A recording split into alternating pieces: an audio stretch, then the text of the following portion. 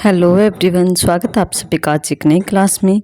तो आज की हमारी क्लास रहेगी पॉलिटिकल साइंस से। काफ़ी इम्पोर्टेंट टॉपिक है पॉलिटिकल साइंस का, जो कि एमए बीए में सभी जगह आता है। तो आज का हमारा टॉपिक रहेगा वित्त आयोग की फाइनेंस कमीशन क्या होता है। वित्त आयोग क्या होता है या फाइनेंस कमीशन क्या होता है, पॉलिटिकल साइंस का एक मोस्ट इम्पोर्टेंट टॉपिक है। तो आज की क्लास में हम इस टॉपिक को क्लियर करेंगे। तो देखिए, सबसे पहले इजी लैंग्वेज में इसको समझने की कोशिश करते हैं कि भारत में देखिए दो सरकारें हैं। एक तो हो गई केंद्र सरकार, एक हो गई राज्य सरकार। केंद्र मतलब जहाँ पर प्रधानमंत्री होता है ना, सेंटर, और राज्य की सरकार जहाँ पर मुख्यमंत्री होता है। जैसे कि आज भी स्टेट, राज्य और सेंटर। भारत जैसे भारत की सरकार तो केंद्र की सरकार होगी, जैसे राज्य की सरकार हरियाणा, राजस्थान, पंजाब, यहाँ की जो सरकारें हैं वो राज्य सरकार कहलाती हैं। तो भारत में कितने प्रकार की सरकारें हैं? दो प्रकार की। अब आगे देखिए कि दोनों को चलाने के लिए पैसे चाहिए, ठीक है। पैसे की ज़रूरत पड़ती है सरकारों को, सरकार चलाने के लिए। लेकिन टैक्स वसूलने का मुख्य अधिकार ज़्यादातर किसके पास होता है? तो वो सेंटर के पास, केंद्र सरकार के पास है। इससे समस्या क्या होती है कि राज्यों के पास पर्याप्त पैसा नहीं पहुँचता, ठीक है। कि टैक्स जो है ज़्यादा कौन लेती है? तो वो भारत सरकार लेती है, स्टेट वाले इतना नहीं लेते। स्टेट के पास पैसा कम बचता है, ठीक है। तो इसलिए जो है, इससे समस्या क्या होती है कि जो स्टेट हैं, जो राज्य हैं, उनके पास पर्याप्त पैसा, पूरा पैसा नहीं पहुंचता। इसीलिए जो हमारे संविधान है, उसने एक न्यायाधीश जैसा एक संस्थान बनाया, एक कमेटी बनाई, ठीक है, एक ग्रुप बनाया, जिसको किस नाम से जाना जाता है? उसको जाना जाता है वित्त आयोग से। तो यह वित्त आयोग या कमीशन जो है वो यह तय करता है, फैसला लेता है कि केंद्र और राज्यों में पैसे का बंटवारा कैसे होगा, कि कितना पैसे का हिस्सा केंद्र सरकार के पास रहेगा, कितना राज्यों के पास रहेगा। कि हरियाणा राज्य को इतना पैसा मिलना चाहिए, पंजाब राज्य को इतना पैसा मिलना चाहिए, राजस्थान को इतना पैसा मिलना चाहिए। ये सारा कुछ डिसाइड कौन करता है? तो ये करता है फाइनेंस कमीशन। देखिए कि भारत जो है वो एक संघीय राज्य है, जहाँ पर केंद्र और राज्य दोनों सत्रों पर जो है सरकारें काम करते हैं। केंद्र की सरकार अलग और अलग अलग स्टेटों में, अलग अलग राज्यों में अलग अलग सरकारें होती है, जहाँ पर मुख्यमंत्री सरकार को चलाते हैं। इसीलिए वित्तीय संसाधनों का न्यायपूर्ण वितरण आवश्यक है, कि जो वित्तीय संसाधन है, जो आय के साधन हैं, उनका न्यायपूर्ण अच्छे ढंग से जो है बांटना उनको जरूरी है। इसी उद्देश्य से जो है संविधान का एक अनुच्छेद है 280, उसके अंतर्गत जो है वित्त आयोग का प्रावधान दिया गया है। उसके अंदर वित्त आयोग का जिक्र किया गया है कि वित्त आयोग फाइनेंस कमीशन होता है, जो कि पैसे का बंटवारा करेगा। तो आपको इसमें याद मोस्ट इम्पोर्टेंट क्या रखना है कि किस संविधान के किस अनुच्छेद में वित्त आयोग का प्रावधान किया गया है, तो वो आपको याद रखना है 280।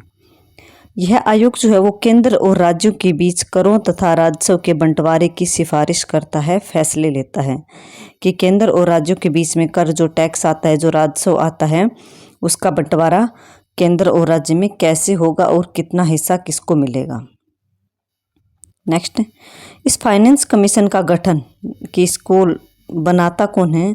कि वित्त आयोग का गठन भारत का राष्ट्रपति करता है हर 5 साल में। 5 साल का कार्यकाल होता है एक टीम का। फिर अगले 5 साल जो सारे के सारे नए मेंबर आ जाते हैं। तो इसमें एक अध्यक्ष होता है, मेन हेड होता है, और 4 अन्य सदस्य होते हैं उसकी हेल्प करने के लिए। एक मुख्य। तो टोटल कितने सदस्य हो गए फाइनेंस कमीशन में? 5। अध्यक्ष वह व्यक्ति होता है जिसे लोक वित्त का, पब्लिक फाइनेंस का अच्छी तरह से ज्ञान हो, कि जिसको किस फाइनेंस के मामले में अच्छी खासी उसने पढ़ाई कर रखी हो, उसको अच्छा खासा नॉलेज हो, उसी को जो है इस अध्यक्ष के पद पर नियुक्त किया जाता है। काफ़ी बड़े लेवल की ये जॉब होती है। अब आते हैं कि इस आयोग के कार्य क्या क्या हैं। तो सबसे पहले हेडिंग देख लेते हैं कि ये करों का बंटवारा करती है और राज्यों में बांटना। सबसे पहला पॉइंट है करों का बंटवारा, कि केंद्र सरकार मतलब भारत की सरकार, आप उदाहरण लेकर चल सकते हो कि भारत की सरकार द्वारा करों को, जो टैक्स आता है, उसको केंद्र और राज्यों के बीच बांटता है। केंद्र जो टैक्स वसूलता है उसमें से कितना हिस्सा राज्यों को मिलेगा, मतलब कि केंद्र जो भारत सरकार जितना भी टैक्स लेती है, हर जगह से, जगह जगह पर टैक्स लगाए हुए हैं, तो जितना टैक्स लेते हैं उसमें से कितना हिस्सा, कितनी जो पैसा है वो मिलेगा राज्यों को। तो ये फैसला कौन करेगा? ये करेगा वित्त आयोग, फाइनेंस कमीशन। सरकार के हाथ में नहीं होता कि हम राज्यों को इतना पैसा दे दें, नहीं। टैक्स आ गया, टैक्स के बाद फैसला कौन लेगा? सारा का सारा फैसला लेगा वित्त आयोग, फाइनेंस कमीशन। ये डिसाइड करेगा कि हरियाणा राज्य को तो कितना पैसा मिलना चाहिए इस टैक्स के हिस्से में से, पंजाब राज्य को कितना मिलना चाहिए, राजस्थान को कितना मिलना चाहिए। सारे राज्यों का डिसाइड कौन करेगा? ये करेगा फाइनेंस कमीशन। सेकंड पॉइंट कि ये फाइनेंस कमीशन जो है वो राज्यों की जनसंख्या, उसके क्षेत्रफल, वहाँ उस राज्य में आय के क्या क्या साधन हैं, संसाधन और ज़रूरतों को ध्यान में रखते हुए राज्यों के बीच में राजस्व का बंटवारा करता है। अर्थात कोई किसी भी राज्य के, वो सबसे पहले फाइनेंस कमीशन अगर किसी राज्य को केंद्र सरकार के ने जो टैक्स वसूला है उसमें से अगर हिस्सा दे रहा है तो वो सबसे पहले किन चीज़ों को ध्यान में रखेगा कि राज्य की जनसंख्या कितने, मान लो हरियाणा को मिलना है टैक्स का हिस्सा, तो सबसे पहले हरियाणा की जनसंख्या को देखा जाए कि कितनी जनसंख्या है वहाँ पर, कितने एरिया में वह फैला हुआ है, वहाँ पर गरीबी कितनी है। इन सभी चीज़ों को निगाह में रखकर, निगरानी में रखते हुए उस राज्य को हिस्सा दिया जाता है। तो ये फैसला, ये हिस्सा देने का काम कौन करता है? ये फाइनेंस कमीशन करता है, लेकिन ये सारी चीज़ों को मद्देनज़र रखते हुए अपना फाइनल डिसीजन लेता है। थर्ड पॉइंट हो गया अनुदान की सिफारिश। राष्ट्रपति को सुझाव देना कि केंद्र सरकार राज्य को कितनी राशि अनुदान के रूप में देगी, अर्थात गरीब या ज़्यादा ज़रूरत वाले राज्यों को अतिरिक्त पैसा कौन दिलवाता है? तो ये फाइनेंस कमीशन दिलवाता है।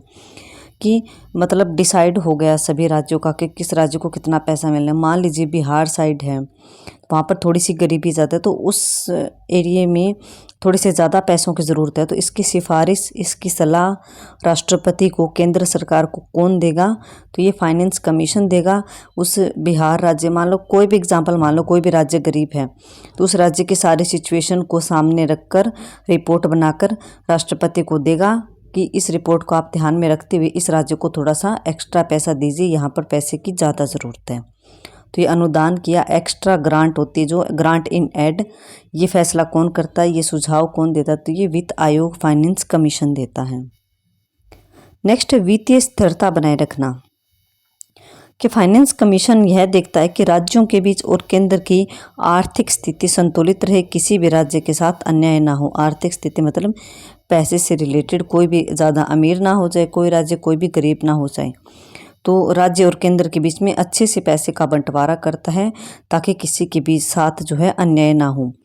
अन्य कार्य में आता है कि राष्ट्रपति द्वारा सौंपे गए अन्य भी कोई वित्तीय विषय हो गए, कोई भी पैसे से रिलेटेड, फाइनेंस से रिलेटेड कोई भी टॉपिक हो गया जहां पर राष्ट्रपति को राय की ज़रूरत है, सलाह की ज़रूरत है, तो वहां पर फाइनेंस कमीशन के जो ये मेंबर होते हैं वो अपनी रिपोर्ट देते हैं, अपनी राय देते हैं, अपनी सलाह राष्ट्रपति को देते हैं और उनके साथ डिस्कस करते हैं। तो ये 5 पॉइंट थे इसके। फिर आगे इसका महत्व क्या है? तो महत्व ये हो गया, मोस्ट इम्पोर्टेंट महत्व, कि राज्यों को विकास के लिए पैसा मिलता है किसके कारण? फाइनेंस कमीशन के कारण। अगर ये ना होगा तो राज्यों को पैसा क्या पता अच्छे से ना मिल सके, इक्वल ना मिल सके। किसी भी राज्य के साथ अन्याय नहीं होता, ये भी जिम्मेवारी कौन लेता है? ये फाइनेंस कमीशन लेता है। केंद्र और राज्यों में सहयोग कौन बढ़ाता है? कोऑपरेटिव फेडरलिज्म कौन बढ़ाता है? तो ये भी फाइनेंस कमीशन बढ़ाता है। कि अगर फाइनेंस कमीशन ना हो तो केंद्र अपने पास ही पैसा रख लेगा और राज्यों को पैसा कम देगा, इससे राज्यों का विकास रुक जाएगा। केंद्र और राज्यों के बीच वित्तीय संतुलन, पैसे को लेकर जो संतुलन है, कोऑपरेशन है, वो कौन बनाए रखता है? वो भी फाइनेंस कमीशन। राज्यों को विकास कार्यों के लिए उचित हिस्सा भी कौन दिलवाता है? ये फाइनेंस कमीशन दिलवाता है। फाइनेंस कमीशन जो वो सहकारी संघवाद को मजबूत करता है। यह संविधान की संघीय संरचना को व्यवहारिक और सफल बनाता है कि संविधान के अकॉर्डिंग सारे नियम जो पैसे से रिलेटेड होते हैं उनको व्यवहारिक रूप में लागू करवाता है। टोटल निष्कर्ष क्या निकलता है कि इस प्रकार वित्त आयोग भारतीय संघीय प्रणाली की रीढ़ है। यह न केवल संसाधनों का न्यायपूर्ण बंटवारा करता है बल्कि राज्यों के आर्थिक विकास में भी काफ़ी महत्वपूर्ण भूमिका निभाता है। इसीलिए इसी राज्य की वित्तीय संघवाद की आधारशिला कहा जाता है। पूछ ले आपको कि वित्तीय संघवाद की आधारशिला किसे कहा जाता है, तो वो फाइनेंस कमीशन को कहा जाता है। अब देखते हैं कुछ मोस्ट इम्पोर्टेंट फैक्ट है, आपको अच्छे से और क्लियर हो जाएगा। ऊपर वाला जो हमने पढ़ा वो और ज़्यादा क्लियर हो जाएगा। अब सबसे पहले हम देखते हैं कि वित्तीय संसाधन होते क्या हैं, जो हम बार बार पढ़ रहे हैं कि किसी भी सरकार, संस्था, कमेटी को चलाने के लिए जो धन मिलता है उसे ही हम वित्तीय संसाधन कहते हैं। और ये संसाधन सरकार के पास कैसे आते हैं, वो टैक्स के रूप में, कर्ज, शुल्क और अन्य आय से जो प्राप्त होते हैं उन्हें को वित्तीय संसाधन बोला जाता है। सरकार को सरकार चलाने के लिए या कोई और काम करने के लिए जो टैक्स से, कर्ज से, शुल्क से, जहाँ से जो इनकम आते हैं सरकार के पास, उसी को वित्तीय संसाधन बोला जाता है। वित्तीय संसाधन में क्या क्या शामिल होता है, तो टैक्स आ गया, नॉन टैक्स रेवेन्यू हो गया, लोन हो गई, ग्रांट हो गई और अन्य शुल्क हो गए। तो देखिए कि टैक्स में प्रत्यक्ष कर जैसे कि इनकम टैक्स आ गया सरकार के पास, कोऑपरेटिव टैक्स आ गया, वेल्थ टैक्स आ गया। और अप्रत्यक्ष कर देखें हम, जैसे कि जीएसटी लगती है, एक्साइज ड्यूटी होती है, कस्टम ड्यूटी होती है, उनके द्वारा भी सरकार को इनकम मिलती है। गैर राजस्व में कि सरकारी सेवाओं पर शुल्क लगता है, जैसे कि फीस लगती है, फाइन लगता है, पेनल्टीज़ लगती है। डाक विभाग, रेलवे विभाग से भी सरकार को आमदनी होती है।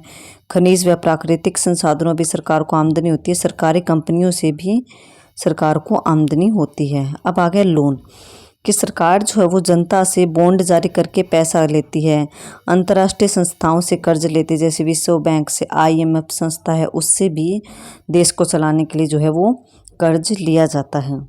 अनुदान व सहायता कि केंद्र से राज्यों को अनुदान मिलता है, थोड़े एक्स्ट्रा पैसे मिलते हैं। विदेशों से विकास के लिए मदद मिलती है देश को चलाने के लिए। अन्य स्रोत क्या हो गए कि सरकारी संपत्तियों का विनिवेश हो गया, लॉटरी, शुल्क, जुर्माना, लाइसेंस, फीस आदि होगी। इनके द्वारा भी सरकार को आमदनी होती है। अगर हम आसान भाषा में कहें तो वित्तीय संसाधन क्या होते हैं कि सरकार को चलाने और योजनाओं के लिए मिलने वाला जो पैसा होता है उसी को वित्तीय संसाधन बोला जाता है। और यह संसाधन आता कहाँ से, ये टैक्स के रूप में, गैर टैक्स के रूप में, ऋण के द्वारा और अनुदान से सरकार के पास आता है। मतलब कि जो भी इनकम के सोर्स होते हैं, सरकार हो चाहे किसी भी चीज़ के लिए, उन्हीं को हम वित्तीय संसाधन बोलते हैं।